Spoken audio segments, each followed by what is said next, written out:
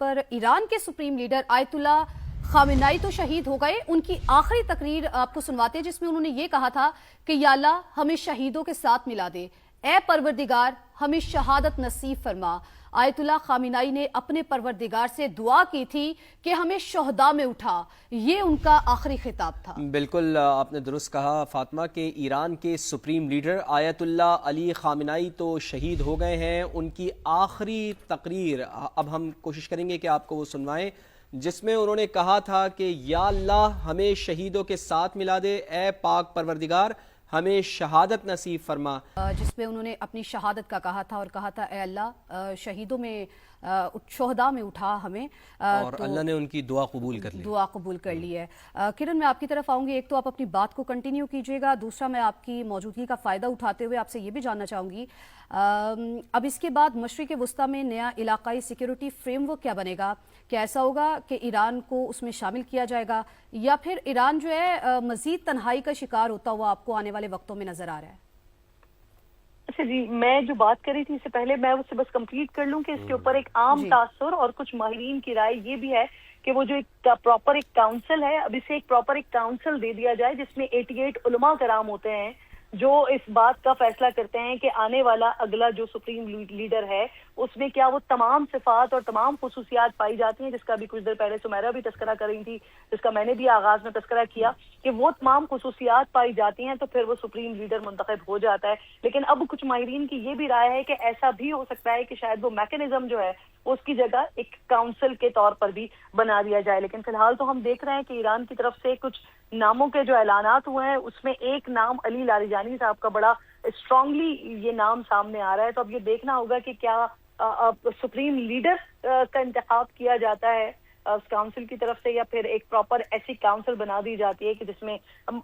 Supreme leader के साथ मजीद लोग हों कि जिनके पास के तमाम वो पावर्स मौजूद हों जो एक शख्सियत के गिर्द घूमा करती थी जो हम आयतुल्ला खामेनेई के तौर पर देखा करते थे। दूसरी आप जो बात कर रहे हैं कि इस वक्त अब जो पावर मैकेनिज्म है वो क्या होगा और सिक्योरिटी सबसे इम्पोर्टेंट के खित्ते के दीगर ममालिक के हवाले से, तो मैंने आपसे माजी का भी हवाला दिया कि इसी तरह की हमने पहले भी किताबों में भी पढ़ा है, हमने तारीख भी देखी है कि वो तमाम ममालिक जिनको ये कहकर जिन पे हमले किए गए, जिनकी जो क़यादत है उनको एलिमिनेट किया गया कि हम इस मुल्क के मामला चलाएंगे, उन मुल्कों को आज भी हम देखते हैं 20-20 और 25-25 साल गुजरने के बाद भी वो मुल्क उसी तरह से खंडर बने हुए वो मुल्क हमें नजर आते हैं जो आज से 10, 15 और 20 साल पहले उनकी हैसियत, उनकी खुसूसियात कुछ और हुआ करती थी और उनके साथ भी इसी तरह के मामलात थे कि जिसने अपना न्यूक्लियर प्रोग्राम को खत्म किया, इस पर आमादगी का इजहार किया और उसके बाद उनकी क़यादत को एलिमिनेट किया गया और फिर बाद में हमारे सामने क्या मंजर आया। इसमें एक यूक्रेन भी हमारे सामने एक बहुत बड़ी मिसाल है, फिर अभी हमारे सामने वेनेजुएला भी एक बहुत बड़ी मिसाल है और अब ईरान का जो एक थॉट प्रोसेस था वो कुछ इसी तरह का थॉट प्रोसेस था कि अगर हम अपनी सिक्योरिटी के लिए काम नहीं करेंगे तो फिर क्या होगा। ईरान को कई जगहों पर रोका गया। ईरान ने कई बार इस पर बहुत से मुज़ाकरात भी हुए, बहुत सारी चीजें फाइनलाइज भी हुई, फिर वो टूट भी गए और फिर उसके बाद दोबारा जब हम इस पोजीशन पर थे कि आज अमेरिका की जानिब से ये कहा जा रहा था कि वो किसी भी वक्त अपना न्यूक्लियर प्रोग्राम जो है वो लॉन्च करने के बिल्कुल करीब पहुंच चुके हैं, वो उसे मुकम्मल करने के बिल्कुल करीब पहुंच चुके हैं, लेकिन ईरान की जानिब से कहा जा रहा था कि हम नहीं कर रहे हैं। अब जो सिचुएशन बनी है यकीनन वो तमाम ममालिक के लिए और अब खित्ते की अपनी सिक्योरिटी के लिए बहुत ज्यादा इंपॉर्टेंट होगी, बहुत ज्यादा अहम होगी, क्योंकि अब ये बहुत ज्यादा पुरानी बात नहीं है। पिछले दिनों जब तेहरान में ही इस्माइल हनिया को हमने देखा था कि वो एक बिल्कुल सेफ अपार्टमेंट के अंदर मौजूद थे और किस तरह से मोसाद के एजेंट्स के थ्रू उनको बाकायदा तौर पर टारगेट करके उसी रूम के अंदर उनको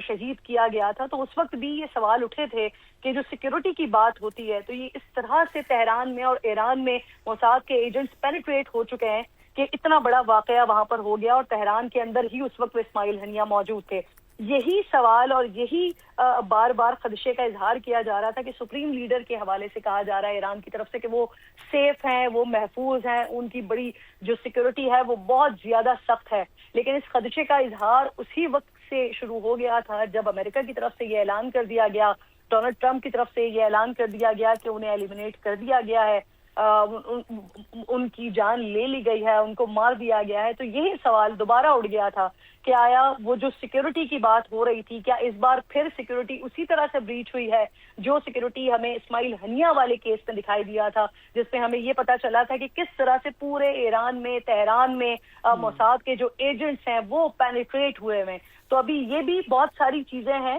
جو اب گریجولی ہمارے سامنے آئیں گی, اور جس سے اندازہ ہوگا کہ جو ممالک کے اپنی سیکیورٹی کے جو پیرامیٹرز ہیں وہ کس حد تک سیکیور ہیں, کہ جب آپ کے ملک کے اہم لیڈرز ان کی ہی وہی محفوظ نہیں ہے, انہی کی سیکیورٹی نہیں ہے. تو یہ بڑا امپورٹنٹ ہوگا دیکھنا.